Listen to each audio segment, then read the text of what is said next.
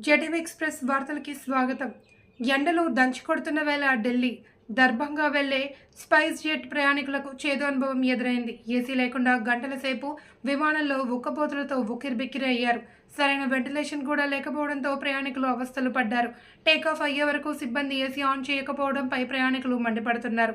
కాగా విమానం అక్కడ ఎందుకు అంతసేపు నిలిపివేశారో, ఏసీ ఎందుకు ఆన్ చేయలేదో తెలియాల్సిన ఉంది.